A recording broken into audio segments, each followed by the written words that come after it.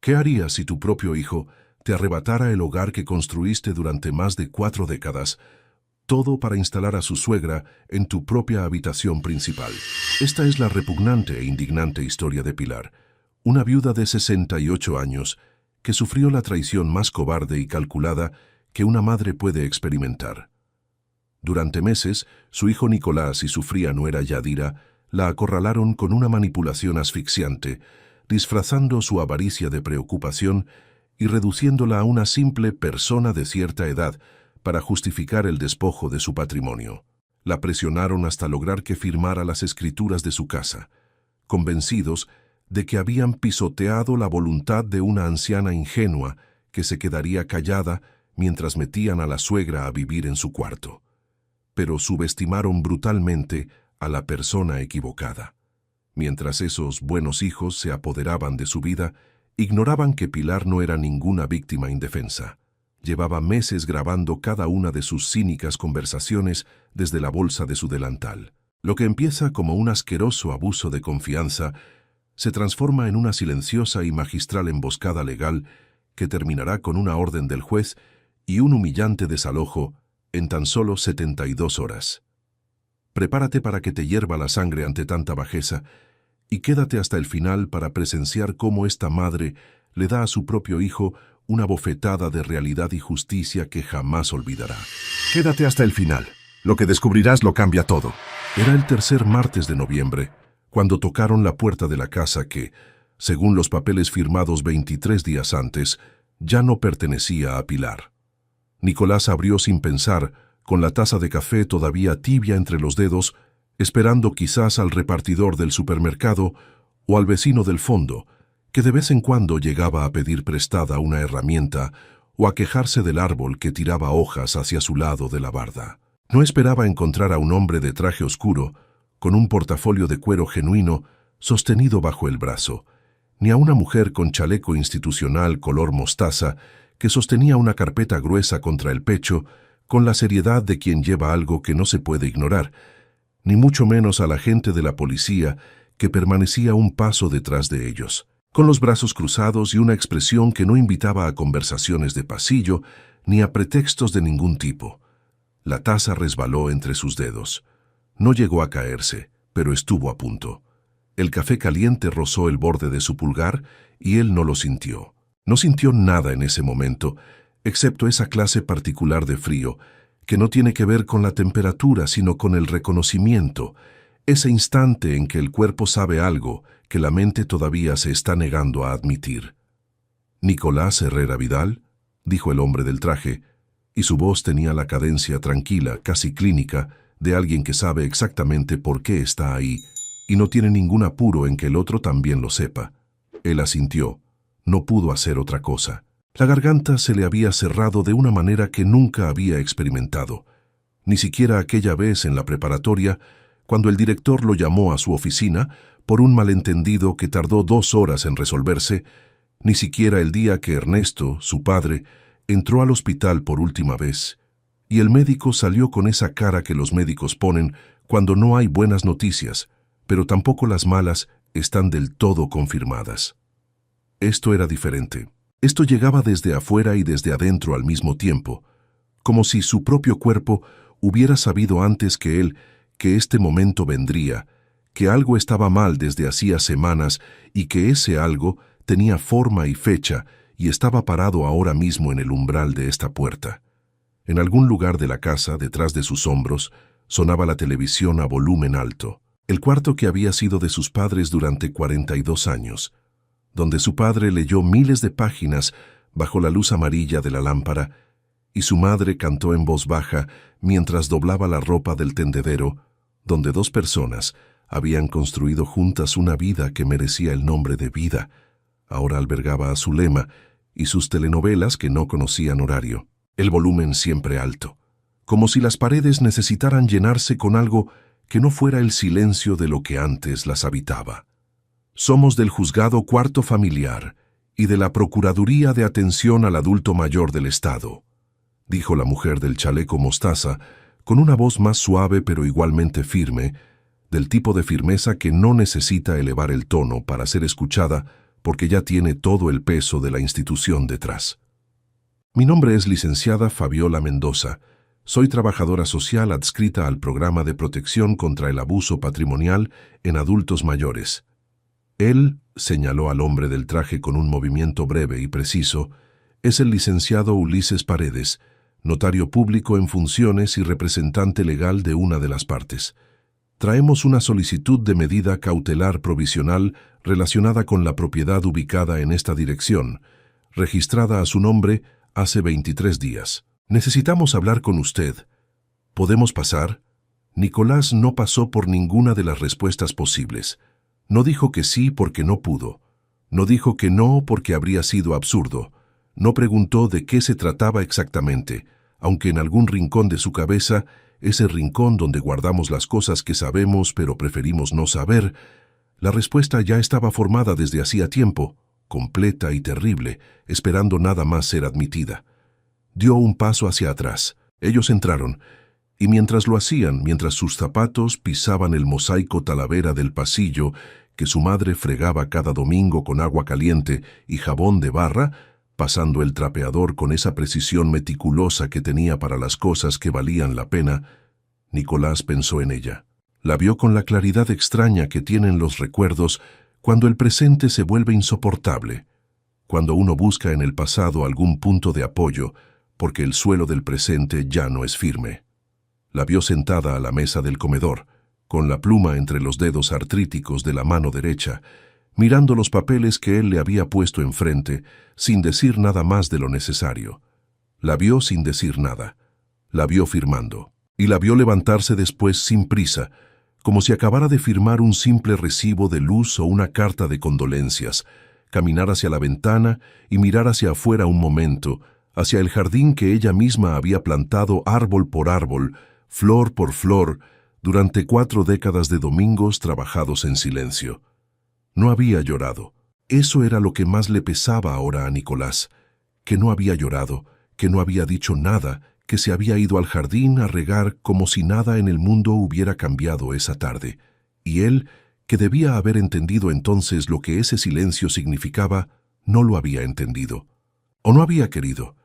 Pero para comprender cómo Nicolás llegó a ese umbral, paralizado y pálido, con la taza de café olvidada en la mano y 3 personas del Estado entrando a la casa que ya no era suya, aunque sus papeles dijeran lo contrario, hay que volver hacia atrás. Hay que volver al principio, a cuando la casa de la calle Morelos todavía olía a lavanda y a café de olla, y a la presencia específica de una mujer que construyó su mundo ladrillo por ladrillo, y que nunca, en ningún momento de todo lo que siguió, dejó de saber exactamente lo que estaba haciendo. La casa de la calle Morelos, número 47, había sido comprada por Ernesto Herrera en 1981, cuando tenía 29 años, y Pilar tenía 26, y los dos juntos no sumaban suficiente dinero para pagar la primera mensualidad sin recurrir al hermano mayor de él, que prestó sin hacer preguntas porque así eran las cosas en esa familia y porque conocía a Pilar y sabía que el dinero que se le prestaba a ella encontraba siempre la manera de volver multiplicado de alguna forma que no era siempre monetaria. Era una casa pequeña entonces, de esas que se consiguen cuando uno tiene más voluntad que recursos y confunde esa diferencia con una ventaja, que a veces lo es. 2 cuartos con paredes de bloc sin aplanar, una cocina que olía permanentemente a una humedad vieja que nadie podía rastrear hasta su origen. Un baño con piso de cemento y una ventana que no cerraba del todo. Una sala donde cabían apenas un sofá desportillado y una silla de paleta que Ernesto rescató de la bodega de su madre. Y el jardín que en ese entonces era un rectángulo de tierra árida, donde crecían malas hierbas con más convicción y entusiasmo que cualquier cosa sembrada con intención. Pero Ernesto tenía manos que sabían trabajar y tiempo que podía invertir. Y Pilar tenía una determinación que no necesitaba exhibirse para existir, que funcionaba mejor cuanto más silenciosa era. En los años que siguieron, ladrillo a ladrillo, fin de semana a fin de semana, fueron transformando aquella casa pequeña y oliente a humedad en algo que merecía, sin ninguna exageración, llamarse hogar.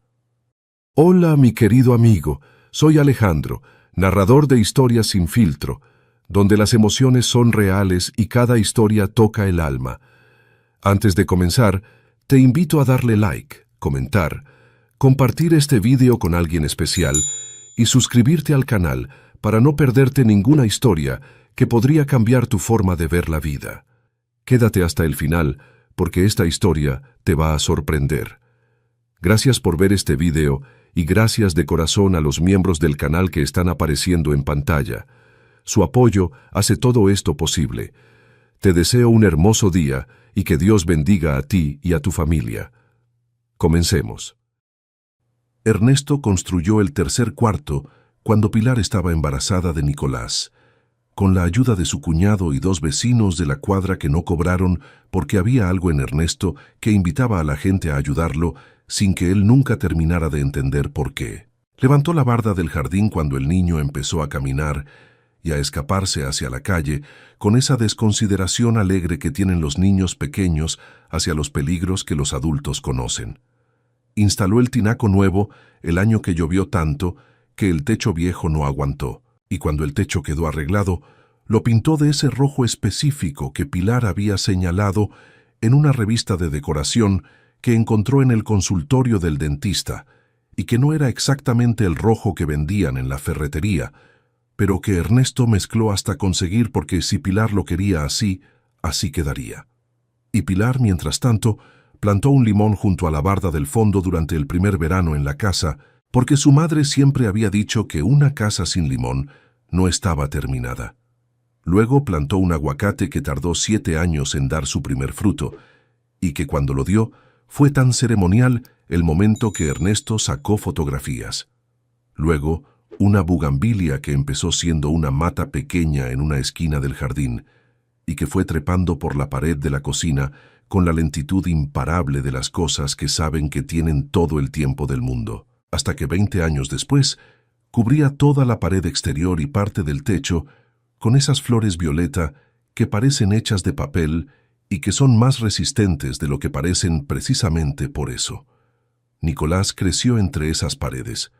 Aprendió a leer sentado en el suelo de la sala, con la espalda contra el sofá que para entonces ya era uno distinto y mejor, con la luz de la tarde entrando por la ventana que daba a la calle y bañando las páginas con ese color de la tarde que es el color más adecuado para aprender a leer. Aprendió a andar en bicicleta en el jardín, chocando contra el limón con una regularidad que Pilar registraba con paciencia y que el limón soportaba con la indiferencia robusta de los árboles bien plantados. Escuchó a sus padres discutir algunas veces, de esas discusiones pequeñas y necesarias que tienen las parejas que se quieren de verdad y que no siempre saben cómo decirse ciertas verdades sin tropezarse en el camino. Y los escuchó reconciliarse también, con esa clase de reconciliación suave y sin aspavientos que es en realidad la prueba más sólida del amor que dura. Hubo años buenos y años difíciles, como los tiene todo mundo, y en todos ellos la casa fue la misma, el centro de gravedad al que todo volvía, el lugar donde las cosas encontraban su lugar después de haberse extraviado temporalmente en el mundo. Nicolás se fue a la universidad a los 18 años con una maleta demasiado grande y el corazón dividido entre la emoción y la extrañeza de dejar por primera vez ese espacio que era lo único que siempre había conocido como permanente. Cuando volvía en vacaciones, lo primero que hacía al bajar del camión era notar el olor, ese olor específico de la casa que no tenía nombre, pero que era inconfundible, que era lavanda y café y madera vieja, y el perfume de las bugambilias cuando estaban en flor y algo más, que quizás era simplemente el olor de los años acumulados entre esas paredes. Ernesto murió hace 5 años, de noche, de algo que los médicos llamaron con palabras técnicas y largas, que en esencia describían un corazón que había completado su trabajo y decidió descansar. Fue tranquilo, dijeron, como si la tranquilidad fuera un consuelo en esos casos, como si importara el cómo, cuando lo que importa es el quién y el para siempre, y el espacio que queda donde antes había una persona entera. Pilar estuvo a su lado. Tenía la mano de él entre las suyas cuando ocurrió, y no soltó esa mano hasta que llegó la enfermera de noche a hacer su ronda y la encontró ahí sentada, quieta, con los ojos secos y la mano de su marido entre las palmas. Nicolás llegó en el primer vuelo disponible de la madrugada. Estuvo los días del funeral y los 3 días que siguieron, durmiendo en su cuarto de siempre, que olía al mismo olor de siempre, pero con algo añadido que era la ausencia de Ernesto, que tiene también su propio olor, difícil de describir y imposible de ignorar. Vio a su madre moverse por la casa con esa serenidad que confundió con entereza y que era algo más complejo. Era la manera en que Pilar procesaba las cosas grandes, hacia adentro, en capas, con un tiempo interior que no coincidía con el calendario de nadie más. Después, volvió a su vida, y las visitas se fueron espaciando, como se espacian cuando la urgencia pasa y la cotidianidad reclama su territorio, hasta volverse un domingo sí y 2 no, y luego una vez al mes, y luego llamadas telefónicas los martes que a veces se olvidaban. Pilar no lo reclamó. No era su estilo. Pilar a los 68 años era una mujer que sabía lo que tenía y sabía lo que le faltaba, y que había aprendido, con la práctica silenciosa de décadas, la diferencia entre las cosas que vale la pena esperar y las que vale la pena dejar ir. No era infeliz. Eso es importante decirlo antes de cualquier otra cosa, porque las historias de mujeres mayores que viven solas en casas grandes tienden a pintarse con colores de soledad que no siempre corresponden a la realidad. Pilar tenía su pensión de viudez, modesta pero suficiente para sus gastos mensuales, y para el ahorro pequeño y constante que ella mantenía desde que Ernesto le enseñó que guardar algo, por poco que sea, es la diferencia entre tener opciones y no tenerlas. Tenía a Gloria, su vecina de 30 años de amistad, con quien tomaba café cada mañana en la mesa de la cocina de una o de la otra, según el turno no escrito que habían desarrollado sin discutirlo nunca. Tenía su jardín, sus plantas, su rutina, sus libros que pedía prestados en la biblioteca del barrio, porque había aprendido a no comprar los que no iba a leer más de una vez. Tenía la misa de los domingos, los mercados de los sábados, donde la señora de los chiles secos siempre le guardaba los mejores, antes de que llegaran los compradores más tarde. Tenía los programas de la tarde que veía con el volumen apenas audible, porque Ernesto le había enseñado que la televisión no tiene que llenar el cuarto, sino solo estar presente, como la música. Tenía, en suma, una vida completa, hecha de cosas pequeñas que sabían a mucho cuando se las tomaba una por una. Lo que no tenía, aunque tardó en reconocerlo con esa palabra, era la presencia de su hijo. No porque Nicolás fuera esencialmente mala persona, que no lo era.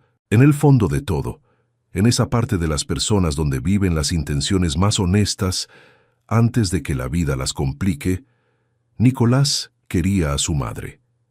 La quería de esa manera imperfecta en que queremos a los que amamos cuando la distancia y los años y las obligaciones cotidianas van depositando capas invisibles de olvido sobre lo que alguna vez fue inmediato y obvio. La quería, pero la quería de lejos, y había aprendido, sin darse cuenta del todo de que lo estaba aprendiendo, a confundir ese cariño lejano con algo que podía llamarse suficiente. Todo eso, sin embargo, podría haber continuado indefinidamente de no haber sido por Yadira. Nicolás conoció a Yadira Fuentes en una empresa donde ambos trabajaban hace 6 años, cuando él tenía 32 y ella 30. Ella era asistente de gerencia, eficiente con la eficiencia de quien aprendió temprano que ser indispensable es una forma de poder, elegante de esa elegancia que se construye conscientemente y que no es menos genuina por eso. Tenía una manera de moverse por el mundo que transmitía certeza, una disposición para tomar decisiones rápidas y sostenerlas aunque el panorama cambiara, una energía que llenaba los espacios que habitaba, con una especie de electricidad baja y constante, que no era exactamente calor, pero que podía confundirse con él. Nicolás, que había pasado sus 32 años navegando con cierta comodidad entre la incertidumbre y la improvisación, encontró en esa certeza algo que identificó como solidez y que era, en realidad, otra cosa más complicada de nombrar. Encontró en Yadira la sensación de que alguien sabía hacia dónde iba, y en esa época de su vida Eso fue suficiente para que lo demás no importara demasiado. Se casaron a los 16 meses de conocerse. La boda fue en un salón rentado en la colonia Narvarte, con 300 invitados de los cuales Nicolás podía identificar con certeza quizás a la mitad, y un pastel de 5 pisos decorado con flores de azúcar que Yadira había elegido de un catálogo y que Pilar, cuando lo vio, pensó que era excesivo, pero que no comentó porque no era su boda ni su pastel, y había aprendido con Ernesto que las opiniones no pedidas son el tipo de regalo que nadie agradece. Pilar intentó querer a Yadira. Eso también hay que decirlo con honestidad, porque Pilar era de las personas que intentan las cosas de verdad antes de decidir cómo nombrarlas. Le llevó tamales la primera vez que fue a su departamento, envueltos en hoja de maíz y amarrados como los hacía la mamá de Pilar, que era la manera correcta según todos los parámetros que Pilar tenía disponibles. La llamó el día de su cumpleaños, le preguntó por su trabajo, por sus gustos, por sus libros favoritos, por sus planes, por su familia. Fue en esa última pregunta donde empezó a entender algo que todavía no sabía cómo procesar del todo. La familia de Yadira era, en esencia, Zulema, su madre. Una mujer de 61 años, fornida, de voz sonora que llenaba cualquier habitación sin aparente esfuerzo, que tenía opinión formada sobre todo y dudas sobre prácticamente nada, y que había construido con su hija una relación de dependencia mutua tan profunda e intrincada que a veces resultaba difícil, incluso para un observador externo y bien intencionado, saber dónde terminaba una y dónde empezaba la otra. Zulema había enviudado a los 40 años, había criado a Yadira sola con la combinación de sacrificio y autoridad que define a cierto tipo de madres, y en ese proceso había convertido esa crianza en el eje central alrededor del cual giraba toda su identidad. Yadira era su obra, su inversión más importante, su razón de existir en términos que ella nunca habría usado, porque no eran el tipo de verdades que se dicen en voz alta, solo las que se viven en silencio y con absoluta convicción. Pilar conoció a Zulema en la boda. Le estrechó la mano, que era firme y seca. Intercambiaron las frases de cortesía que se intercambian en esas ocasiones, frases que existen precisamente para no tener que decir nada verdadero mientras las dos partes se evalúan con la discreción de quien tiene toda la vida por delante para confirmar o refutar las primeras impresiones. Y en algún momento de esa noche, mientras veía charlar a Yadira y a Zulema en una esquina del salón con esa intimidad cerrada que tienen las personas que no necesitan a nadie más para completar su universo, Pilar sintió algo que no fue hostilidad ni fue antipatía, sino algo más parecido al reconocimiento. La sensación quieta y sin dramatismo de que esta mujer ocuparía espacio, mucho espacio, en la vida de su hijo, y que ese espacio no siempre coincidiría con el que ella misma ocupaba. Los primeros años del matrimonio transcurrieron en un equilibrio frágil que nadie nombraba, porque nombrarlo habría sido admitir que existía. Nicolás y Yadira vivían en su departamento rentado en la colonia del Valle, que Yadira había decorado con ese gusto seguro de quien sabe exactamente lo que quiere y tiene la energía de conseguirlo. Visitaban a Pilar en la casa de Morelos algunos domingos, aunque con una frecuencia que era menos de lo que Pilar habría querido y más de lo que Yadira consideraba necesario. Hola, espero que estés disfrutando del video. Soy un poco curioso, y me gustaría saber desde qué ciudad estás viendo este video, y qué hora es allá ahora mismo. Gracias por verlo. Y ahora seguimos con la historia. Zulema vivía sola en un departamento en la colonia Doctores, llamaba a su hija mínimo 3 veces al día, y por ahora ese era el arreglo y todos funcionaban dentro de él. Luego Zulema se cayó. Fue en su cocina un miércoles por la mañana, cuando intentaba alcanzar algo en el estante más alto, el que nadie usa para guardar cosas de uso frecuente, excepto las personas que tienen absoluta confianza en su propia agilidad o que simplemente no piensan en esas cosas. La cadera. No fue tan grave como pudo ser, dado que el piso era de loseta y ella cayó de una altura de nada, pero tampoco fue trivial porque una cadera a los 61 años no es lo mismo que una caída a los 40. Estuvo 3 semanas hospitalizada, 4 meses en recuperación en casa, con fisioterapia 2 veces por semana, y durante todo ese tiempo, Yadira estuvo yendo y viniendo entre su trabajo y el departamento de su madre, con la dedicación agotada de quien no se permite descansar, porque descansar sería fallar en algo fundamental. Fue durante esos meses cuando el tema empezó a gestarse. Primero en las conversaciones nocturnas de Yadira y Nicolás, luego en los silencios que hay entre esas conversaciones, luego en el aire general de la Casa del Valle, que fue adquiriendo una tensión nueva y diferente. Yadira lo planteó primero con Nicolás, en la cama, tarde en la noche, con esa manera de introducir los temas que parecen una conversación y funcionan como un argumento. Decía que su mamá no podía seguir sola en ese departamento, que el departamento de la Doctores era viejo, sin elevador, con escaleras que para una cadera convaleciente eran un riesgo inaceptable, que ella, Yadira, no podía vivir con el teléfono en la mano todo el día esperando que algo pasara, que el estrés estaba afectando su rendimiento en el trabajo, su sueño, su capacidad de concentrarse. Lo decía todo con la voz de alguien que simplemente describe una realidad que existe independientemente de cualquier solución, no pidiendo nada todavía, no proponiendo nada todavía, solo describiendo para que el otro pudiera ver lo mismo que ella veía.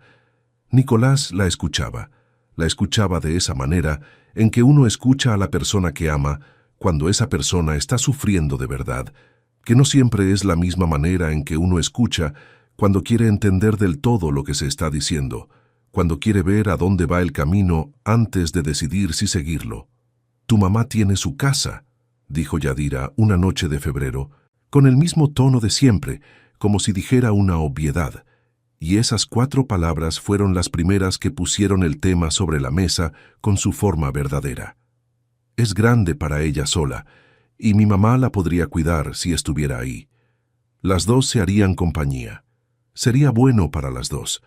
Nicolás no dijo nada esa noche. Se quedó mirando el techo del cuarto oscuro, y Yadira se durmió a su lado sin que él lo notara exactamente, y él siguió mirando el techo pensando en cosas que prefería no poner en palabras, porque las palabras hacen reales las cosas.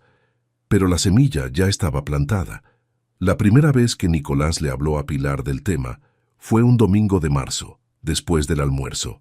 Era uno de esos domingos invernales tardíos que a veces se producen en esa ciudad, con un cielo encapotado que no termina de decidir si va a llover o no, y un frío moderado que invita a quedarse dentro. Pilar había hecho pozole rojo, que era el platillo de los domingos difíciles y de los domingos de celebración porque era el más elaborado y el que más tiempo tomaba y el que más decía que valía la pena el tiempo. Después del pozole, se quedaron solos en la cocina, Pilar lavando los platos y Nicolás sentado en la silla junto a la ventana que daba al jardín, con un café que se había servido no porque tuviera hambre o sed, sino porque necesitaba algo que hacer con las manos mientras encontraba cómo empezar.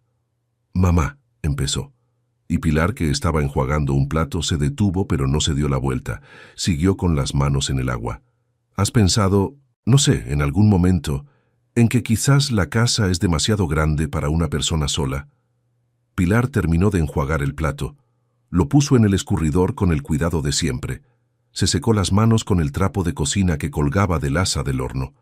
Entonces sí se dio la vuelta y miró a su hijo con esos ojos café oscuro que veían demasiado y decían muy poco cuando decidían ser estratégicos. «Es mi casa, Nicolás», dijo.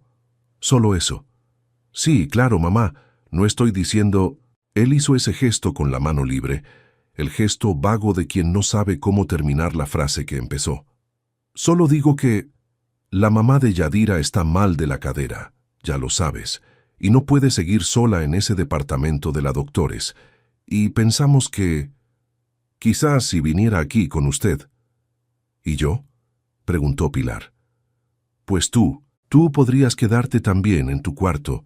Sería tu casa igual que siempre». «¿Y la mamá de Yadira en qué cuarto?». Nicolás se miró el café. «Bueno», dijo, y la palabra salió con esfuerzo. Pensamos que quizás el cuarto principal es el más cómodo para alguien que necesita cuidados, que tiene la cadera así. El tuyo tiene lo que necesitas igual. Es más chico, pero tiene lo necesario. Pilar asintió despacio. Una vez, con esa manera que tenía de asentir cuando entendía perfectamente lo que le estaban diciendo y necesitaba un momento para decidir cuánto de lo que estaba pensando iba a decir en voz alta. «Voy a regar el limón», dijo, y se fue al jardín. Nicolás se quedó en la silla con el café y el silencio y el ruido lejano de Yadira en la sala, y no supo qué hacer con ninguna de esas tres cosas. Esa noche, cuando Nicolás y Yadira ya se habían ido y la casa había recuperado su silencio propio, Pilar llamó a Gloria, no llorando, no con la voz rota de quien acaba de recibir un golpe. Llamó con esa voz quieta y pareja que usaba cuando las cosas eran serias y necesitaban ser dichas en voz alta para volverse reales, para poder pensarlas del modo correcto. «Mi hijo quiere meter a la suegra en mi cuarto principal», dijo. «Ay, Pilar», dijo Gloria. «No te me vayas a poner dramática, Gloria. Solo te lo digo para que lo sepas». «¿Y tú qué le dijiste?» «Nada, que iba a regar el limón». Hubo una pausa del lado de Gloria que era el tipo de pausa que contiene muchas cosas sin decir ninguna. «¿Qué vas a hacer?», preguntó finalmente. Pilar miró por la ventana de la cocina hacia el jardín, donde el limón estaba oscuro y quieto bajo la noche, ilegible pero presente, como siempre. «Pensar», dijo. Las semanas que siguieron fueron de una normalidad aparente que Pilar habitó con la misma dignidad con que había habitado todas las cosas difíciles de su vida, sin exhibirla, sin negarla, manteniéndola exactamente donde podía ser sostenida sin que la sostener terminara con ella. Nicolás y Yadira vinieron 2 domingos más. No mencionaron el tema directamente en ninguna de las 2 visitas, pero Yadira empezó a hacer comentarios que tenían la forma exterior de conversación y el fondo de argumento. Esa clase de comentarios que se pueden negar si alguien los nombra, pero que se acumulan como agua en un recipiente que no tiene drenaje. «Esta casa tiene tanto espacio», decía, pasando la mano por la barra de la cocina, con la expresión de quien valora en voz alta. «Es una lástima que no se aproveche todo». O caminaba por el pasillo hacia el baño y de regreso pasaba por el cuarto principal, cuya puerta estaba entreabierta, y lo miraba un momento sin decir nada, con la expresión serena de quien está imaginando algo. O mencionaba con aparente ligereza que su mamá le había preguntado por Pilar, que siempre la recordaba con cariño, que qué buena persona era doña Pilar. Pilar respondía con cortesía exacta, ni más ni menos de lo que la situación requería, y servía más agua o más café, o lo que fuera necesario para que la conversación continuara en su superficie sin que nada estallara debajo. Pero por dentro, Pilar estaba haciendo algo que nadie en esa mesa sabía. Estaba recordando, estaba catalogando, estaba pensando en una conversación que había tenido con Ernesto, no hace mucho, según los estándares de una vida larga, que podía haber sido hace 8 años o hace 10, en una tarde de octubre, aquí mismo en el jardín, los dos sentados en las sillas de mimbre, con el café entre las manos, y las bugambilias detrás de ellos como una pared morada. «Esta casa es tuya, Pilar», le había dicho Ernesto sin que viniera especialmente a cuento, de esa manera en que él decía las cosas importantes, de pronto sin anunciarlas, como si hubieran estado esperando su momento con paciencia. «Aunque algo me pase, es tuya, tú decides qué pasa con ella». «No digas eso», había dicho ella, porque cuando Ernesto decía cosas así ella prefería no escucharlas. «Lo digo porque es cierto y porque hay que decirlo. Nadie puede quitarte lo que es tuyo, pero para que nadie pueda quitártelo, tienes que saber bien que es tuyo, y tienes que saber también cómo protegerlo. ¿Me entiendes lo que digo?» Pilar había dicho que sí en ese momento, y había pensado que Ernesto exageraba, que había visto demasiadas de esas historias en los noticieros, esas tragedias familiares que les pasan a otras personas, pero no a uno, porque uno tiene una familia diferente. Pero ahora, sentada a la misma mesa donde él había dicho esas palabras, con el limón al fondo y la bugambilia en la pared, y los pies de Yadira caminando por el pasillo de su casa, como si ya fuera el pasillo de otra casa, empezaba a entender que Ernesto no exageraba, que simplemente veía más adelante. Fue entonces cuando decidió llamar a Ulises Paredes. Ulises Paredes era notario público desde hacía más de 20 años, con despacho en la colonia Roma Norte, en un segundo piso al que se subía por una escalera de madera que crujía con un ritmo diferente en cada escalón, como si cada uno tuviera su propia opinión. Pilar lo conocía desde los tiempos en que él y Ernesto habían tramitado juntos los papeles definitivos de la casa, la escritura que convertía el crédito bancario en propiedad plena y la propiedad plena en algo que tenía los nombres de los dos grabados en tinta legal y sellado, con el sello notarial que hacía todo oficial y permanente. Después de la muerte de Ernesto, Ulises había enviado una nota escrita a mano en papel blanco liso, 3 líneas que decían lo que tenían que decir sin exceso ni adorno, y Pilar la había guardado en el cajón de la mesita de noche junto con el acta de matrimonio y la fotografía de su boda, y la carta que Ernesto le escribió cuando cumplieron 25 años juntos. Lo llamó un miércoles por la mañana, mientras Gloria estaba en el mercado y la casa estaba completamente, tranquilamente, suya. «Licenciado Paredes», dijo cuando él contestó, «soy Pilar Vidal, viuda de Ernesto Herrera. Usted conoció a mi esposo». «Señora Pilar», dijo Ulises, y en su voz había el reconocimiento cálido de quien recuerda a las personas que merecen ser recordadas. «Claro que sí, ¿cómo está usted?» «Necesito hablar con usted», dijo Pilar, «sobre la casa. Necesito que me explique qué derechos tengo». Ulises la recibió 2 días después, un viernes por la tarde, en su despacho que olía a madera y a papel viejo, y a un orden específico que no era orden de personas que ordenan todo, sino de personas que saben dónde está cada cosa. Pilar fue sola, en el camión de la Ruta 13, con su bolsa de siempre y el folder donde Ernesto guardaba los documentos importantes, la escritura original, los comprobantes de impuesto predial de los últimos 10 años, el recibo del agua, el certificado de no adeudo. Ulises era un hombre de cabello entrecano en las sienes, lentes con montura de carey oscuro, y esa manera calmada de escuchar que tienen las personas que han pasado décadas atendiendo a gente en los momentos complicados de su vida, y que han aprendido que la primera y más importante función de su trabajo es escuchar sin interrumpir y sin apresurar. Oyó todo lo que Pilar tenía que decirle, desde la primera conversación de la cocina hasta los comentarios de los domingos recientes, sin interrumpirla, sin hacer gestos de indignación ni de lástima, que eran las 2 reacciones que Pilar menos necesitaba y que más habrían interferido con su capacidad de continuar.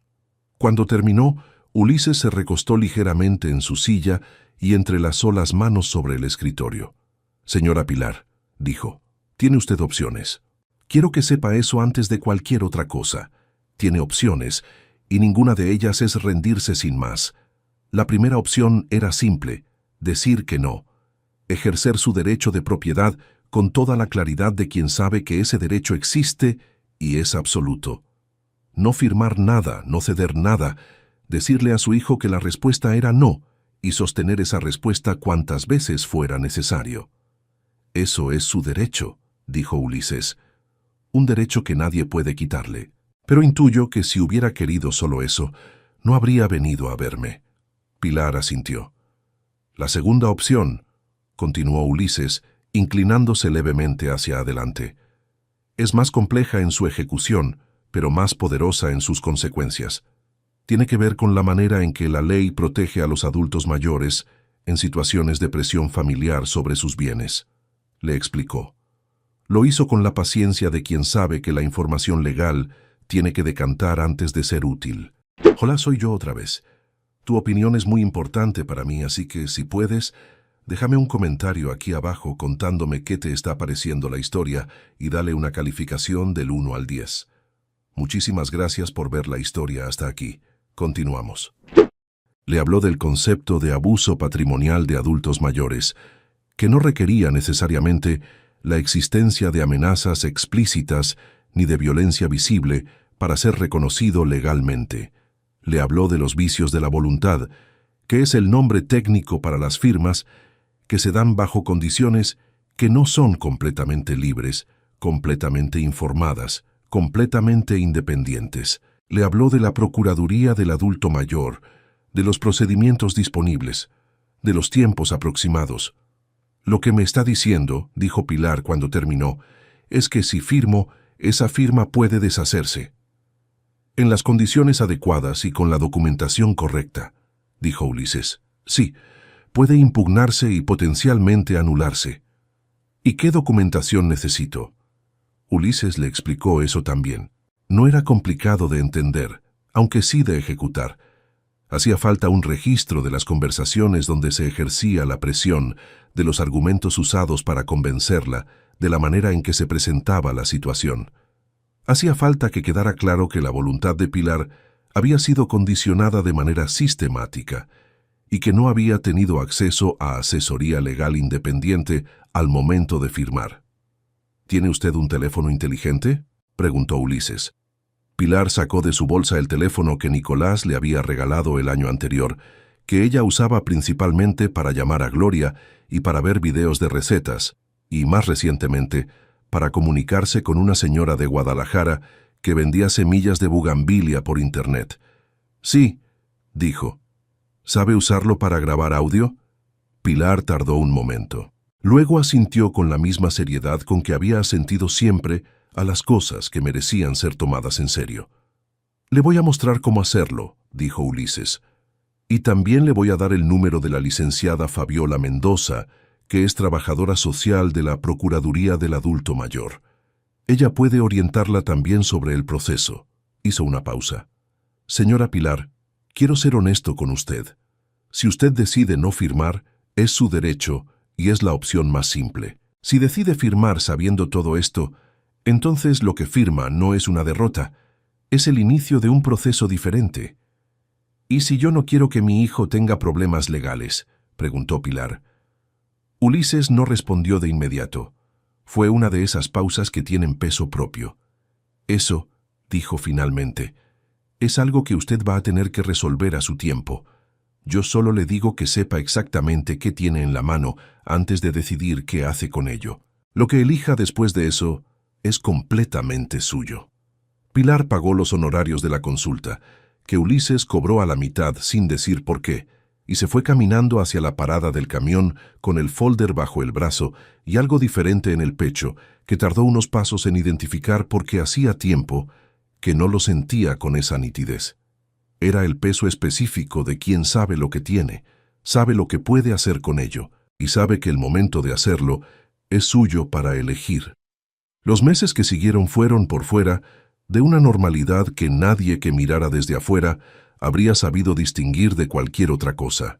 Pilar siguió haciendo café, siguió regando sus plantas, siguió yendo al mercado los sábados y a misa los domingos, siguió recibiendo a Nicolás y Yadira cuando venían, sirviéndoles el café, escuchando los comentarios que se iban volviendo menos velados con cada visita.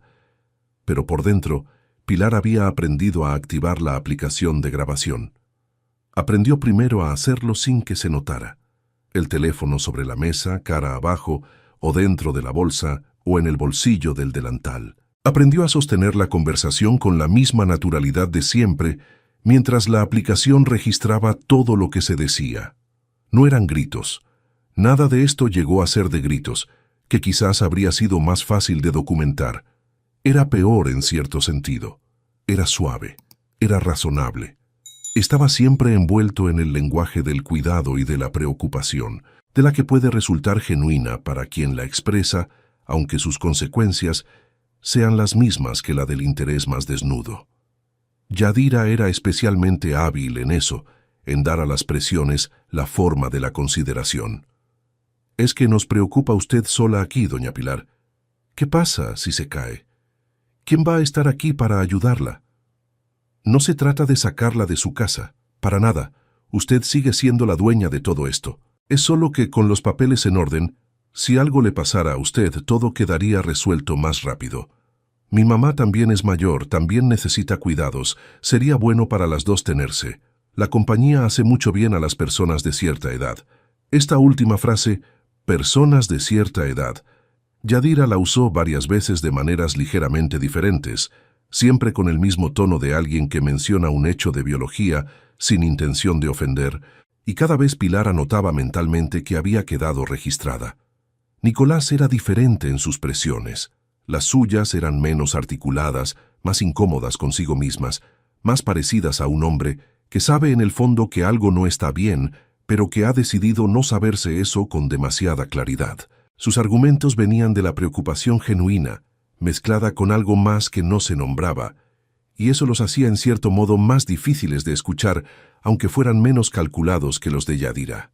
«Mamá, es que ya no eres joven», le dijo un domingo. «No lo digo de mala manera, solo es la realidad. La casa es grande, tiene escalones. Si algo te pasa sola aquí». «Llevo 5 años viviendo sola aquí», dijo Pilar, «sin caerme». «Hasta ahora», dijo él, y se arrepintió inmediatamente de haberlo dicho, pero ya estaba dicho. Pilar lo miró. «Hasta ahora», repitió ella, y fue a la cocina a lavar los vasos del café. Grabó eso también. Hubo una tarde en que Yadira la llamó sola al teléfono, cuando Nicolás estaba en el trabajo, y hablaron durante 20 minutos sobre el tema sin que Yadira dijera directamente lo que quería, pero diciendo todo lo que quería. Pilar escuchó con el teléfono en la mano, y la aplicación de grabación activada en el teléfono de la mesa que tenía junto a la silla, sosteniendo los dos aparatos en un equilibrio que requería más concentración de lo que habría parecido necesario para una mujer de 68 años que supuestamente no entendía bien la tecnología. Esa noche, después de colgar, llamó a Ulises. «¿Cuánto tengo ya?», preguntó. «Suficiente para la solicitud», dijo él. «Pero si puede conseguir un poco más claro en el tema específico de la propiedad, mejor». «Lo consigo», dijo Pilar, y lo consiguió. Fue un domingo de septiembre, cuando la presión había alcanzado una densidad que Pilar podía casi medir en el aire del comedor, cuando Yadira llegó con los papeles que había mandado preparar, ya redactados, ya revisados, ya listos con un clip amarillo señalando la línea de la firma. Los puso sobre la mesa con la naturalidad de quien pone el menú del día sobre una mesa de restaurante, sin preámbulo excesivo, como si lo que estaba poniendo no mereciera uno. «Son para lo que platicamos», dijo. «Solo hay que firmarlos y ya queda todo arreglado».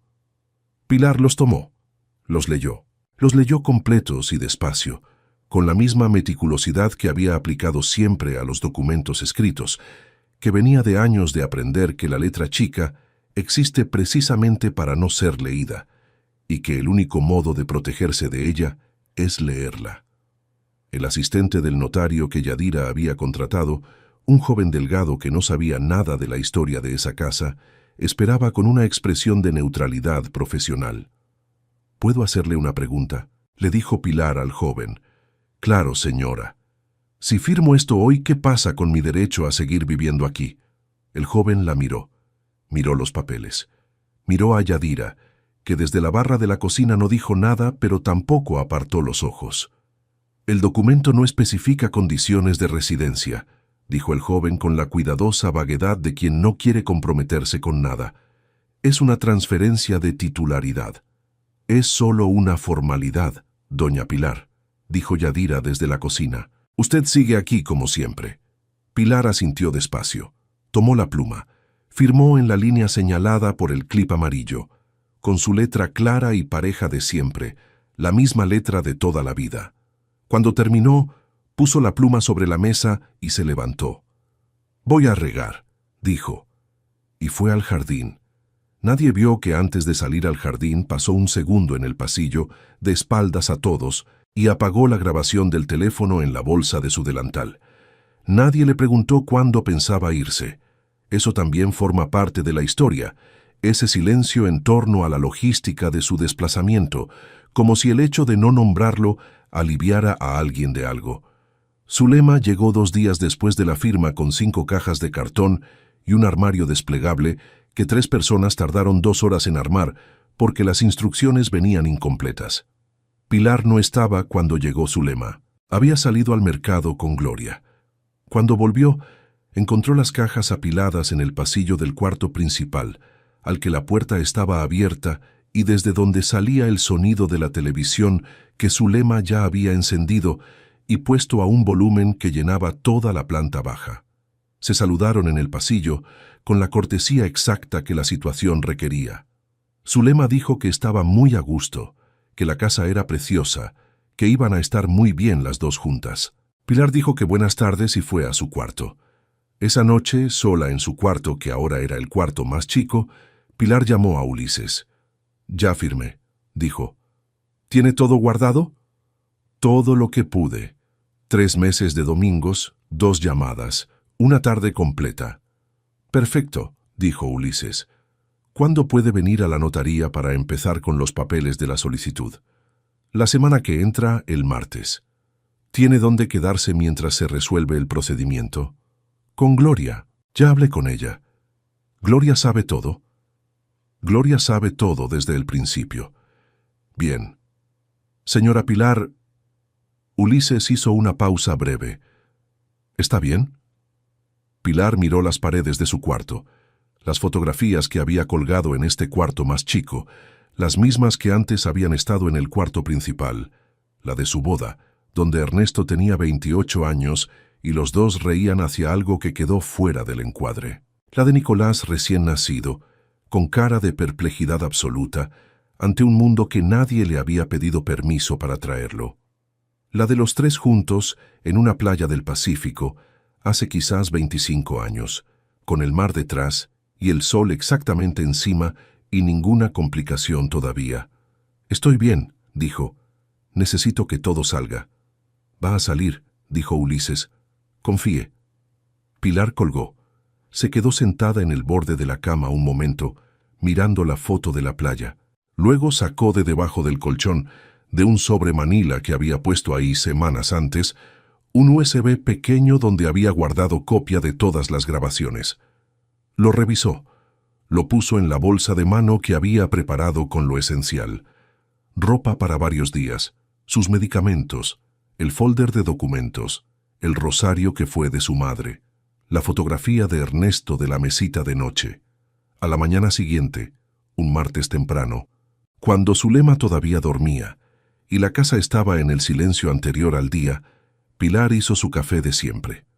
Lo tomó de pie, junto a la ventana de la cocina, mirando el jardín con esa calma que no era resignación, sino algo más preciso. La calma de quien ha tomado ya la decisión y ahora solo está esperando que el tiempo la alcance.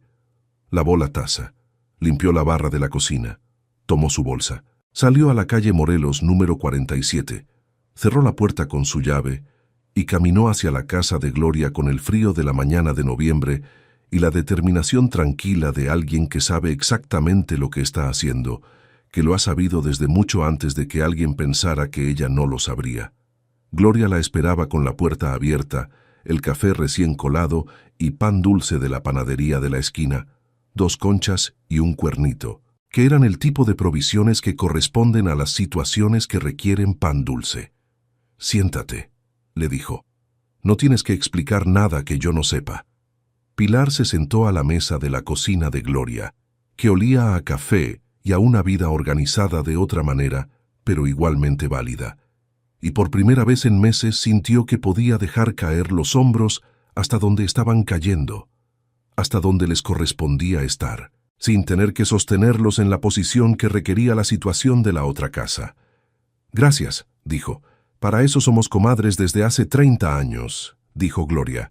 «¿Quieres concha o cuernito?» «Los dos», dijo Pilar. Y Gloria se rió con esa risa suya que llenaba los cuartos de otra manera que la televisión de Zulema, y Pilar casi se rió también. Y en esa cocina pequeña que olía a pan y a amistad de toda la vida, el mundo siguió girando hacia lo que tendría que venir. Las 3 semanas que siguieron fueron para Pilar de una actividad discreta pero intensa que nadie desde afuera habría podido adivinar. Fue a la notaría de Ulises 3 veces, en transporte público, con sus papeles bajo el brazo y la misma puntualidad que le había aplicado siempre a las cosas que merecían puntualidad. Fue también 2 veces a las oficinas de la Procuraduría del Adulto Mayor, en un edificio de gobierno, con paredes color salmón desgastado y sillas de plástico en el pasillo, donde la licenciada Fabiola Mendoza la recibió en un cubículo con una planta en el escritorio y la escuchó con la atención de quien ha escuchado esta historia suficientes veces como para saber que nunca deja de importar, que la repetición de una injusticia no la normaliza, sino que la acumula. Fabiola revisó las grabaciones ese primer martes. Las transfirieron de la memoria del teléfono a la computadora de la licenciada con un cable que ella misma tenía guardado en un cajón, como si lo usara seguido, como si este proceso de transferir evidencia de teléfonos de adultos mayores a sistemas institucionales fuera una parte rutinaria de su semana. ¿Cuánto tiempo llevan estas conversaciones?, preguntó Fabiola. 3 meses, dijo Pilar. Fabiola asintió mientras escuchaba fragmentos, tomando notas en un cuaderno de espiral. ¿En algún momento alguien la amenazó directamente?, preguntó.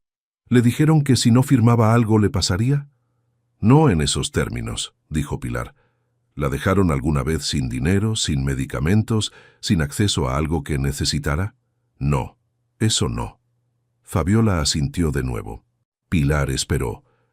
Las grabaciones no configuran una coacción directa, explicó Fabiola, pero sí documentan lo que la ley llama presión sistemática, un patrón sostenido de persuasión orientado a que una persona de la tercera edad ceda un bien, sin que esa persona tuviera acceso a asesoría independiente en el momento de la firma. Eso, combinado con la transferencia de la propiedad sin ninguna contraprestación económica para usted, es suficiente para fundamentar una solicitud de medida cautelar mientras se tramita el juicio de nulidad de acto jurídico. ¿Qué significa eso en la práctica?, preguntó Pilar, que siempre prefería las cosas en la práctica. Significa que el juez puede ordenar que la propiedad quede en estado de congelamiento, que nadie pueda venderla, rentarla, hipotecarla, ni hacer ningún cambio registral mientras se resuelve el fondo del asunto. Y también puede ordenar el desalojo de personas que no tengan título legal de residencia en el inmueble. ¿Cuánto tiempo tarda? La medida cautelar, si el juez la concede, puede ser en días. El juicio de fondo, meses. ¿Y qué necesita de mí? Que firme la solicitud que preparó el licenciado Ulises y que me deje hacer mi trabajo. Pilar firmó. Nicolás tardó 4 días en notar que su madre ya no estaba en la casa. Eso, en sí mismo, era una información que él no supo leer en el momento en que debía haber sido leída. La primera vez que llamó fue un miércoles para avisar que irían a comer ese domingo, y cuando Pilar no contestó, pensó que estaría en misa o en el mercado o en alguna de las actividades cotidianas que las madres tienen y que los hijos raramente conocen en detalle. La segunda vez llamó al día siguiente y tampoco hubo respuesta. Y entonces empezó a sentir algo que prefirió no nombrar todavía, porque nombrarlo habría requerido examinarlo. La tercera llamada la hizo Yadira, directamente, a las 10 de la noche de ese mismo día, con esa eficiencia que tenía para los asuntos que requería resolver. Pilar dejó que el teléfono sonara hasta que dejó de sonar. Luego mandó un mensaje de texto breve. «Estoy bien, estoy en casa de Gloria, no se preocupen». Yadira mandó 3 mensajes seguidos preguntando por qué estaba en casa de Gloria, si había pasado algo, si la habían molestado en algo, con el tono cargado de alguien que ya intuye que algo ha salido del lugar donde ella lo puso y necesita localizarlo rápido. Pilar respondió el mismo mensaje a los 3. «Estoy bien». Nicolás llamó a la mañana siguiente. Esta vez Pilar sí contestó. «Mamá, ¿qué pasó? ¿Estás enferma? ¿Por qué estás con Gloria?» «No estoy enferma», dijo Pilar. «Necesitaba salir un poco, hacer un cambio de aires». «¿Por qué no avisaste?» «Porque soy adulta, Nicolás. Las personas adultas no tienen que avisar a dónde van». Hubo un silencio. «¿Vas a volver?», preguntó él, y había en su voz algo que no era del todo una pregunta, sino algo más parecido a la conciencia de que la respuesta podría ser complicada. «Todavía no lo sé», dijo Pilar. «Mamá, la casa...» «Ya sé cuál es la situación de la casa», dijo Pilar con esa calma que era más sólida que cualquier elevación de tono. «Cuídate. Dale recuerdos a Yadira. y colgó. Esa noche, Nicolás estuvo despierto hasta tarde. No le dijo a Yadira lo que sentía porque no habría sabido decírselo, pero Yadira, que lo conocía desde 6 años, le preguntó qué tenía y él dijo que nada, que cansancio, y ella lo dejó estar porque también había cosas que ella estaba procesando por su cuenta. En el cuarto del fondo, la televisión de Zulema finalmente se apagó a la medianoche, y la casa quedó en el silencio que tenía ahora, que era diferente al silencio que había tenido siempre, más vacío, más nuevo, del tipo de silencio que ocupa el espacio de algo que debería estar y no está. La mañana del tercer martes de noviembre, Ulises Paredes llamó a la licenciada Fabiola Mendoza a las 8:30 para confirmar que el juez había firmado la orden provisional. Le tomó 2 días, que era el plazo más corto en que esas cosas se resolvían cuando el expediente estaba bien armado y el juez tenía el tiempo disponible. La medida cautelar estaba en vigor desde esa mañana. El juicio de fondo tomaría su tiempo, pero el paso inmediato podía ejecutarse ese mismo día. Fabiola coordinó con la unidad de protección. Ulises confirmó su presencia en calidad de representante legal de la señora Pilar. El agente sería una presencia de respaldo, protocolo estándar en este tipo de diligencias, para asegurar que la ejecución de la orden transcurriera sin incidentes de ninguna naturaleza.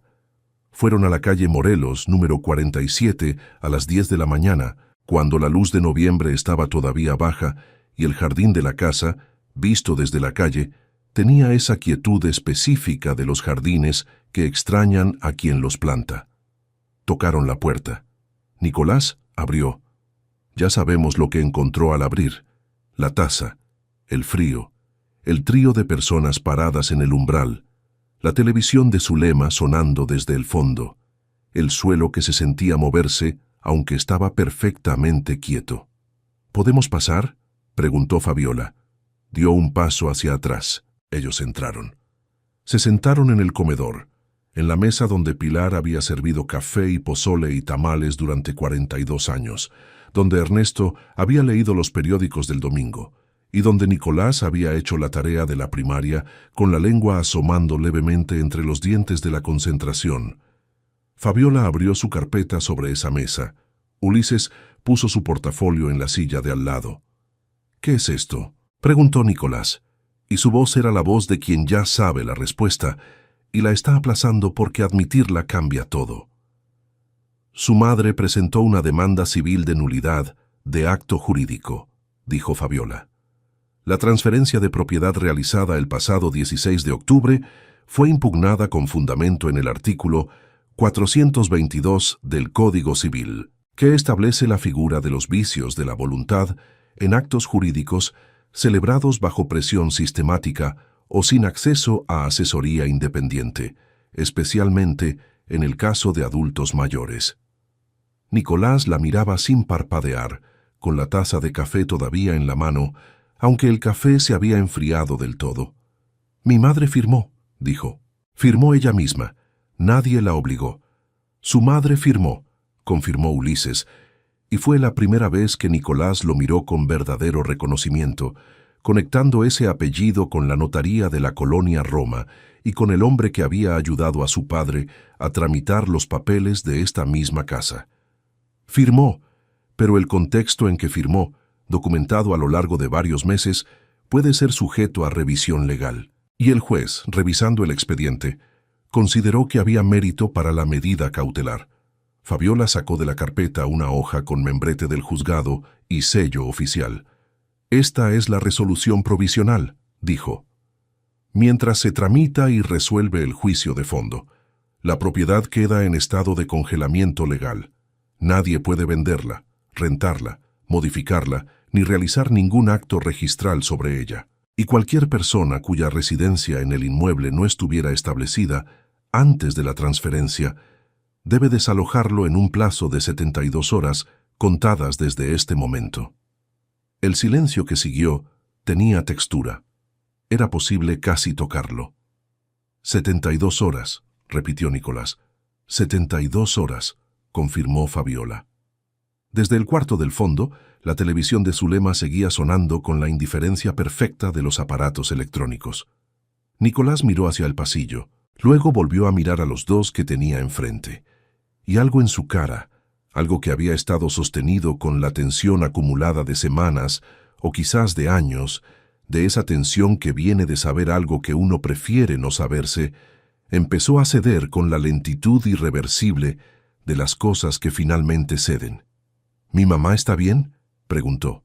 Y esa pregunta, en ese momento específico, era la única que importaba de verdad. No los papeles, no el proceso, no las 72 horas. Su madre. Fabiola lo miró con esa expresión que no era lástima, pero sí era humana, que reconocía en él al hijo y no solo a la parte demandada. «Su madre está perfectamente bien, señor Herrera», dijo.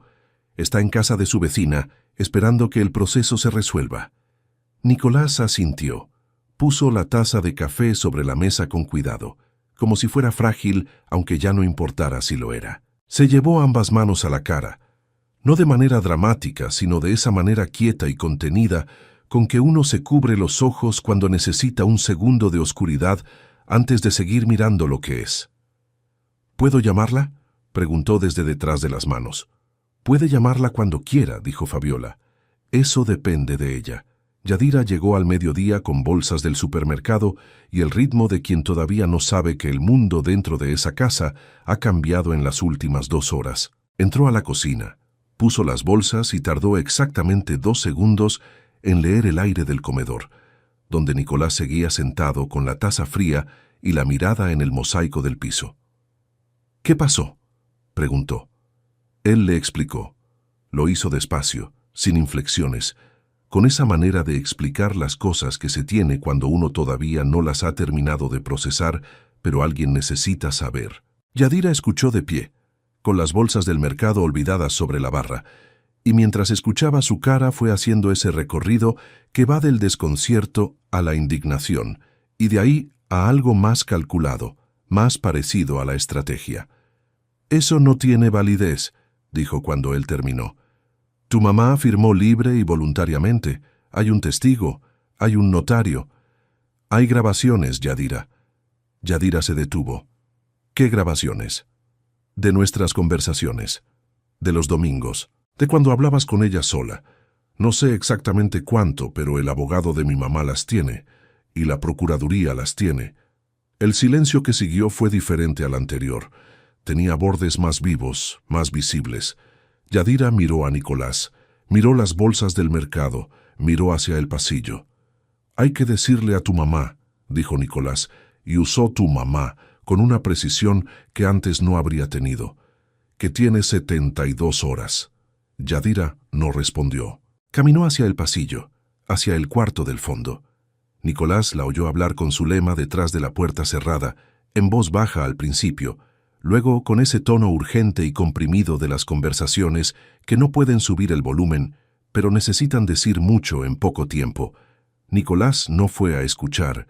Se quedó en el comedor mirando el mosaico talavera del pasillo, la bugambilia que se asomaba por la ventana de la cocina, la foto de sus padres que seguía colgada en la pared de la sala. En esa foto, Ernesto y Pilar tenían quizás 40 años. Estaban en este jardín, con el limón al fondo que entonces era más pequeño, y Pilar reía de algo que Ernesto acababa de decirle, con esa risa que Nicolás había olvidado que era así, abierta y sin costo ninguno. Tomó el teléfono, marcó el número de su madre. Sonó 4 veces, 5, 6. «Mamá», dijo cuando ella contestó. «Nicolás», dijo Pilar, solo su nombre. «Mamá, yo...» Empezó y no encontró cómo continuar porque había demasiado que decir, y ninguna de las palabras disponibles parecía suficiente para lo que necesitaba decir. «Lo siento», dijo finalmente. 2 palabras, las únicas que tenían el tamaño correcto. Del otro lado de la línea el silencio de la cocina de Gloria, un ruido lejano de radio. «Lo sé», dijo Pilar al fin. «¿Puedo ir a verte?» Otro silencio, más breve. «Dame unos días», dijo. «¿Cuántos?» «Los que necesite». «Está bien», dijo Nicolás, y luego, porque era la pregunta más verdadera que tenía, ¿Estás bien, mamá? Estoy bien, dijo Pilar. Siempre estoy bien. Y colgó. Nicolás se quedó con el teléfono en la mano hasta que la pantalla se apagó sola.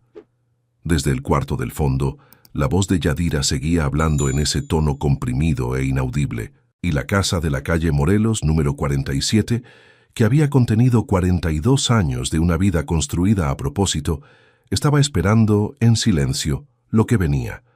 Los días siguientes fueron de una reorganización que nadie había planeado porque nadie había querido planear que fuera necesaria.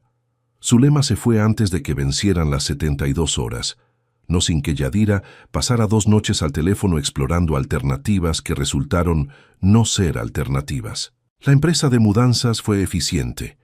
Las cajas salieron. El armario desplegable, que había tomado 3 horas y media instalar, tomó 2 horas y cuarto desinstalar. Para el mediodía del jueves, el cuarto que había sido de Ernesto estaba vacío otra vez, con las marcas de los muebles de Zulema marcadas en el piso, como un inventario fantasmal de lo que estuvo ahí, y un olor a perfume ajeno, que tardó varios días en irse completamente. Yadira y Nicolás no pelearon de la manera en que uno esperaría.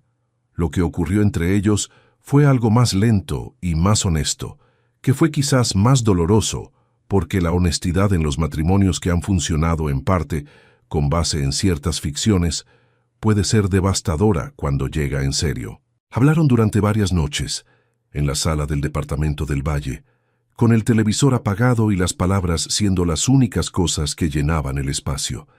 Hablaron de cosas que habían estado sin decirse desde antes de que empezara todo este asunto de la casa, de cosas más antiguas y más estructurales que esta historia reciente, de diferencias en la manera de entender qué se le debe a quién y qué cuesta qué. Al final de esas conversaciones, ambos sabían que lo que se había roto no era solo el asunto de la casa, era algo más viejo, algo que había estado listo para romperse y que este episodio no había creado sino solo apresurado. Yadira se fue a vivir con su madre temporalmente, sin portazos, sin documentos dramáticos, con esa especie de acuerdo tácito que hacen las parejas que se están acabando, pero que todavía se respetan lo suficiente para no hacerse daño innecesario. Se llevó sus cosas con calma y dejó las de él con orden. Cerró la puerta del departamento con la misma llave con que la había abierto tantas veces. Nicolás se quedó solo en el departamento del Valle por primera vez en 6 años, con el silencio de los espacios que han cambiado de dimensión y el trabajo de la semana que espera, con la indiferencia de siempre, como si el trabajo nunca supiera ni le importara lo que ocurre afuera de sus horas. El proceso legal tomó 4 meses. No fue perfecto ni expedito, porque los procesos legales rara vez son ninguna de las dos cosas. Hubo audiencias donde Nicolás respondió preguntas con la incomodidad honesta de quien ha tenido tiempo de pensar en lo que hizo y no encuentra manera de que suene bien aunque lo pueda explicar. Hubo sesiones donde el expediente fue revisado por personas que no conocían a nadie de esa historia y que tenían que entenderla a través de los documentos y las grabaciones y las declaraciones, reducida a su esqueleto legal. Las grabaciones eran lo que eran. Meses de domingos, de presiones suaves, de argumentos razonables que apuntaban siempre en la misma dirección, de una voluntad que era construida y sostenida durante suficiente tiempo para configurar el patrón que la ley reconoce. Gloria fue citada como testigo y respondió en la audiencia con la precisión de quien ha observado durante 30 años, sin por eso inventar nada, con la credibilidad tranquila de la persona que simplemente dice lo que vio porque lo vio. El juez resolvió a favor de Pilar. La transferencia fue declarada nula. La casa de la calle Morelos, número 47, volvió a estar a nombre de Pilar Vidal, viuda de Herrera, en un documento que Ulises redactó con el mismo cuidado que había puesto en todos los anteriores, con todos los sellos y las firmas en sus lugares correctos y una fecha estampada en la esquina superior derecha, que era un jueves de marzo con el sol de la tarde entrando oblicuo por la ventana de la notaría. ¿Lista para volver?, preguntó Ulises cuando terminaron de revisar la copia del documento que era de Pilar. Pilar guardó el documento en su folder, lo cerró con el broche de metal. Miró a Ulises con los ojos que siempre veían demasiado. Ya estaba lista, dijo. Solo estaba esperando que el papel dijera lo que ya sabíamos todos. Ulises sonrió. Era la primera vez en todos esos meses que Pilar lo veía sonreír con esa amplitud, sin la contención profesional de quien está en medio de un procedimiento. Era una buena sonrisa, del tipo que se gana. Volvió un viernes por la tarde con su maleta pequeña, el folder de documentos y la foto de Ernesto que había llevado consigo durante esos meses. Gloria la acompañó hasta la esquina de la calle Morelos y se despidieron con ese abrazo largo que tienen las despedidas que en realidad son el cierre de algo y la apertura de otra cosa. «Llámame cuando llegues», dijo Gloria. «Soy la de enfrente», dijo Pilar. «Ya sé. Llámame de todas formas». La llave entró en la cerradura con la misma facilidad de siempre, esa facilidad que tienen las cosas que conocen la mano que las usa. La puerta abrió hacia el pasillo de mosaico Talavera. El aire adentro olía a cerrado y a ausencia y al polvo silencioso que se deposita en las cosas cuando nadie las habita, que es un olor específico y reconocible que Pilar ya sabía que desaparecería en cuanto se abrieran las ventanas.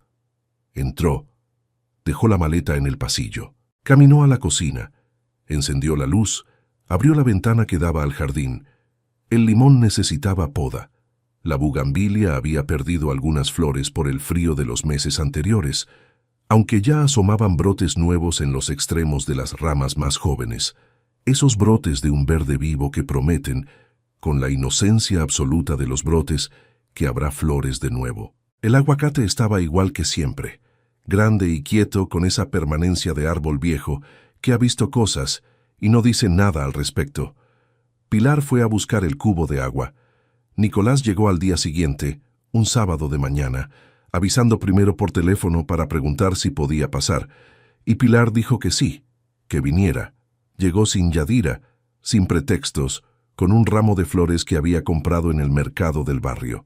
Flores de temporada, crisantemos amarillos y flores moradas, cuyo nombre él no sabía, y que no era particularmente elegante como arreglo, pero que era real, del tipo de cosa que uno compra cuando no sabe bien qué llevar, pero sabe que tiene que llevar algo, cuando el gesto importa más que su forma.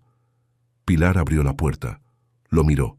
Él la miró. Las flores estaban entre los dos, en el espacio que quedaba entre los dos, con ese papel de celofán que hace ruido cuando los nervios no saben qué hacer con las manos. «¿Puedo pasar?», preguntó. «Siempre has podido pasar», dijo Pilar. «Es tu casa también. Siempre fue tu casa». Entraron. Pilar hizo café con la misma rutina de siempre. El agua primero, el fuego medio, el café de olla que no era cualquier café, sino el que había aprendido a hacer de su propia madre y que olía de una manera específica que ningún café de cafetera nunca había igualado. Nicolás puso las flores en el florero de cerámica azul que siempre había estado sobre la alacena, el mismo florero de hace 20 años que había sobrevivido indemne a todo lo que los 20 años habían traído. Y lo puso con el cuidado de quien sostiene algo que podría romperse, aunque técnicamente es cerámica gruesa y resiste bien. Se sentaron a la mesa del comedor. El café humeaba entre los dos como siempre había humeado. «Mamá», dijo Nicolás, y se detuvo. La palabra sola, como si primero necesitara pronunciarla para poder decir lo que venía. No sé cómo pedir perdón por algo así. No encontré las palabras en todo este tiempo. No sé si existen. Pilar lo miraba. Nicolás tenía 38 años y en ese momento parecía algo menos, no de manera infantil, sino de esa manera en que la honestidad genuina, cuando llega, borra temporalmente las capas que los años depositan sobre las personas, las capas que usamos para parecer más sólidos de lo que somos. «No hace falta que sepas cómo», dijo Pilar. «Solo hace falta que lo hagas». «Lo siento», dijo él.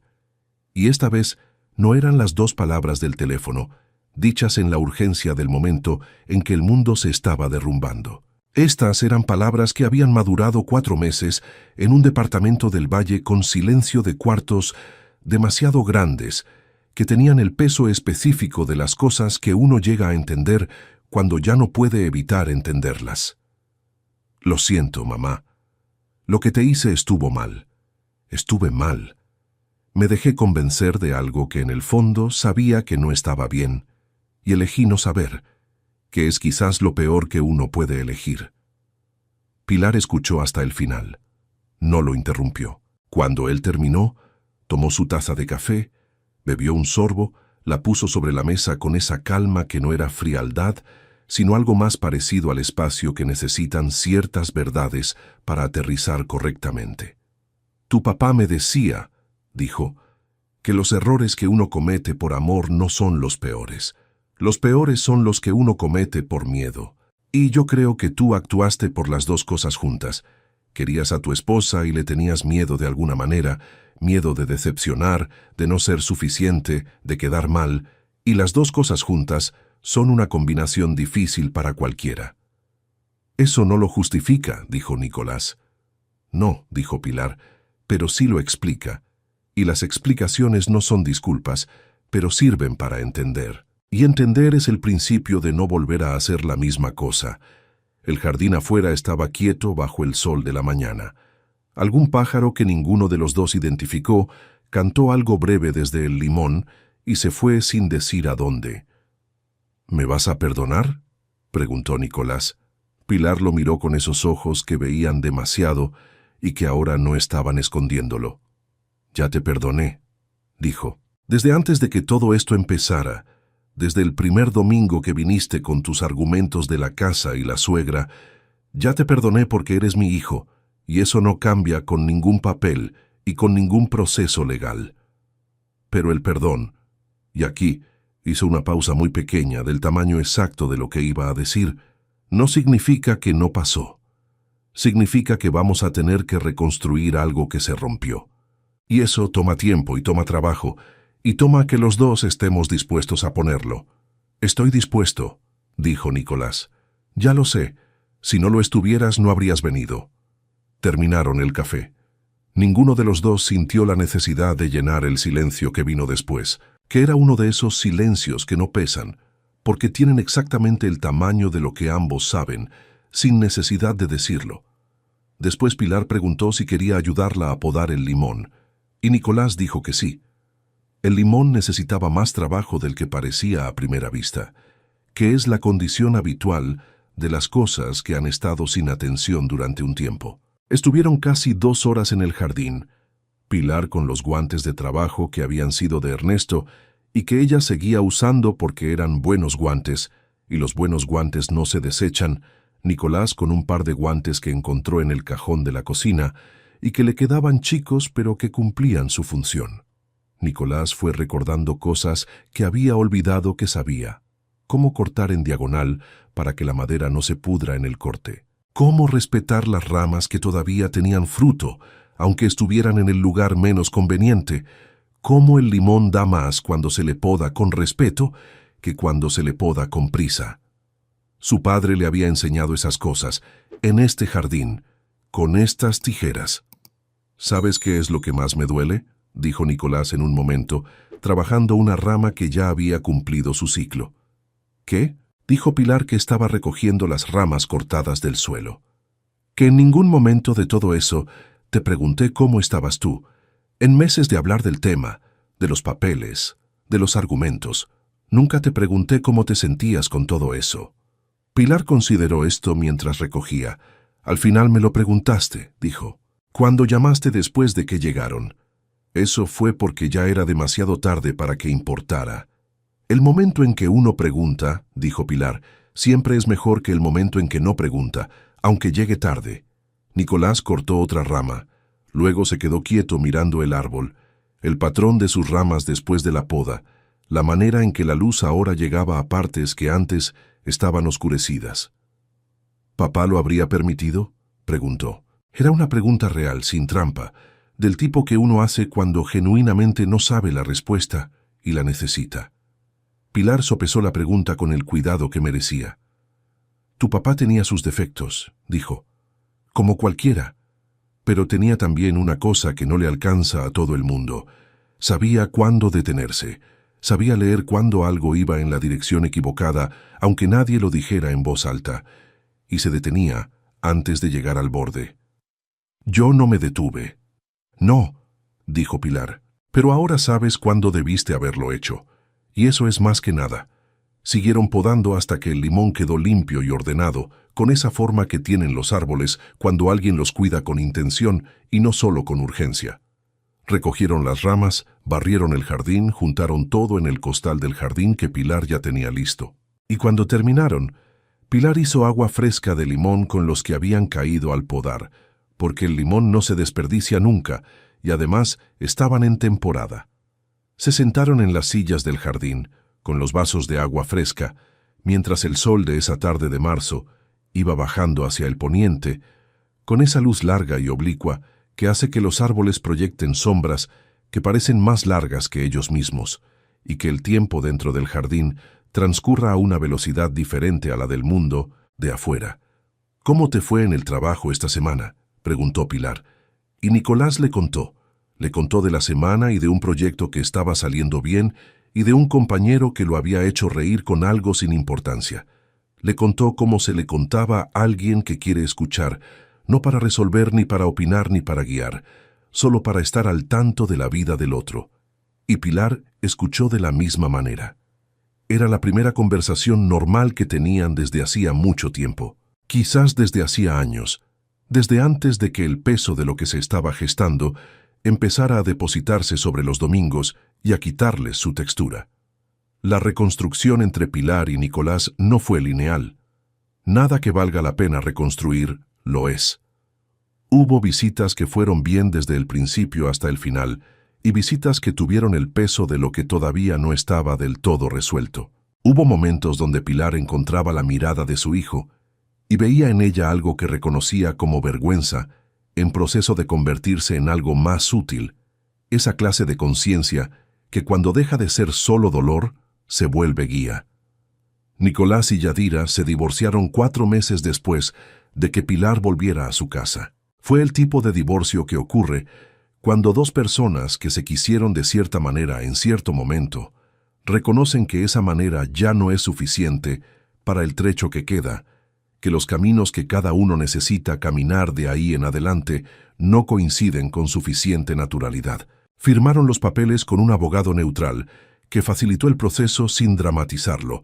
Repartieron lo que había que repartir con la eficiencia fría, que a veces es más misericordiosa que cualquier otra alternativa, y siguieron sus vidas. Yadira siguió siendo quien era, que no era ni mala persona ni buena persona en términos absolutos, sino alguien que amaba a su madre de una manera que la había llevado a hacer cosas que no tenía derecho de hacer. Zulema encontró eventualmente un departamento de planta baja en una colonia tranquila, con acceso adecuado para su cadera, vecinos amables y una farmacia a 2 cuadras. Yadira la visitaba los fines de semana, y el mundo, sin necesitar de ningún drama adicional, continuó girando. Nicolás se quedó en el departamento del Valle el tiempo que necesitó para estar solo con lo que había aprendido de sí mismo, y después empezó a buscar algo más pequeño, más cercano a la calle Morelos, del tamaño correcto para una sola persona que está empezando a entender qué quiere de su propia vida. Un domingo de junio, exactamente 8 meses después de la firma de octubre, Nicolás llegó a la casa de la calle Morelos número 47 con 2 churros de harina comprados en el puesto de la esquina y una petición que había estado preparando en el camino como se preparan las cosas que importan, en silencio y sin apresuramiento. Comieron los churros con el café de olla de siempre. El jardín afuera estaba en plena forma de verano, con el aguacate lleno de fruta nueva y la bugambilia en ese violeta intenso de la temporada de lluvias. «Mamá», dijo Nicolás, en ese espacio de la conversación donde las cosas reales encuentran su momento. «Quería preguntarte algo». «Pregunta. ¿Puedo venir más seguido?» «No más que eso. No una propuesta elaborada ni una explicación larga. Solo eso». Pilar lo miró. Nicolás tenía 38 años, y en ese momento la imagen que transmitía era de alguien que ha soltado algo que cargaba y todavía está ajustándose a caminar sin ese peso, que es un ajuste que lleva su tiempo, pero que libera de una manera que no se puede simular. Aquí hay un cuarto, dijo Pilar. Siempre lo hubo. No tengo que quedarme, solo venir más. Eso también, dijo Pilar. Nicolás asintió. Miró hacia el jardín por la ventana. ¿Cómo está el limón?, preguntó. Echando otra vez. Ya tiene flores nuevas. ¿Le hace falta abono? Siempre le hace falta, dijo Pilar. Pero no cualquiera. El de Ernesto lo compraba en la ferretería de la Insurgentes, el que viene en bolsa verde. Si lo encuentras, tráelo. La semana que entra lo busco, dijo Nicolás. Bien, dijo Pilar. Y en ese intercambio breve sobre el abono para el limón estaba contenida, sin que ninguno de los dos lo nombrara porque no tenía que nombrarse, la sustancia de lo que estaban construyendo. No una vuelta al pasado, porque el pasado ya no era accesible de esa manera y tampoco era necesario que lo fuera, sino algo diferente. Algo que reconocía lo que había ocurrido sin quedarse viviendo en ello. Algo que avanzaba con la conciencia de los tropiezos, que es la única manera en que el avance tiene algún valor. La bugambilia floreció ese verano con una intensidad que Gloria, que vino a tomar café una tarde de agosto, describió con la solemnidad entusiasta que le correspondía. «Parece que sabe que volviste», dijo mirando la pared cubierta de flores desde la silla del jardín. «Las plantas no saben nada», dijo Pilar, aunque lo decía al jardín y no a Gloria. «Las de esta casa sí», dijo Gloria. Pilar no respondió. Tomó un sorbo de su café y miró la bugambilia con esa expresión quieta que era lo más cercano que ella llegaba a mostrar de lo que sentía cuando lo que sentía era demasiado grande para reducirlo a palabras y demasiado preciso para dejarlo en el silencio genérico. El aguacate tenía fruta nueva, del tamaño de un puño cerrado, todavía verde, todavía semanas antes de estar lista. El limón olía a limón en las mañanas, con ese olor específico y generoso de los limoneros cuando están en su mejor momento, que es casi como una promesa que se renueva cada año sin importar lo que el año anterior haya traído. Y la casa de la calle Morelos número 47, seguía siendo lo que siempre había sido, el lugar donde Pilar Vidal, viuda de Herrera, había plantado su vida, árbol por árbol y ladrillo por ladrillo, con la paciencia y la convicción de quien sabe que las cosas que duran son las que se construyen despacio. El lugar donde Ernesto había leído sus libros y dicho las cosas importantes en el momento menos esperado, donde los dos habían aprendido, con el tiempo y la práctica y los errores necesarios, qué significa querer a alguien bien. Donde Nicolás había crecido, había olvidado ciertas cosas fundamentales y estaba aprendiendo ahora a recordarlas. Pilar se levantó de la silla. Fue a buscar la regadera de lámina que Ernesto había comprado hace 20 años y que todavía no tenía ninguna razón para ser reemplazada. La llenó con agua de la manguera del jardín, empezó a regar desde el limón, con la misma calma y el mismo orden de siempre, dándole a cada planta lo que necesitaba y no más, que es la diferencia entre regar y cuidar. No necesitaba que nadie la rescatara. Nunca lo había necesitado. Lo que había necesitado, lo que cualquier persona necesita, era que la vieran, que su hijo la viera no como la figura inamovible que siempre ha estado y siempre estará, porque las madres son eternas en la imaginación de los hijos que las dan por garantizadas, sino como la mujer específica que era, de 68 años, con su historia entera y sus decisiones tomadas y su dignidad intacta, que sabía exactamente lo que valía y lo que podía hacer con ese valor cuando era necesario hacerlo. Había esperado con la paciencia de quien confía en el tiempo y en los procesos y en la capacidad de las personas de aprender cuando tienen suficiente razón para hacerlo. Y el tiempo, que siempre llega a donde tiene que llegar, había llegado. Afuera, en la calle Morelos, el barrio seguía con su ruido familiar de tardes tranquilas. La señora de los tamales pasó con su carrito y su voz anunciando su mercancía con el ritmo de siempre. Un niño en bicicleta pasó demasiado rápido por la banqueta. Un perro ladró 2 veces y se cayó. Y Pilar regó su jardín, flor por flor, árbol por árbol, con el peso exacto del agua y la ligereza de quien está exactamente donde debe estar. Y me encantaría saber qué te pareció esta historia. Déjalo en los comentarios, porque siempre los leo. No olvides dejar tu like, compartir este video con tus amigos y suscribirte al canal para no perderte las próximas historias que te emocionarán. Y mira, justo ahora hay otro video apareciendo en pantalla. Haz clic y continúa viviendo más emociones con nosotros. Muchas gracias por tu tiempo, tu apoyo y tu corazón.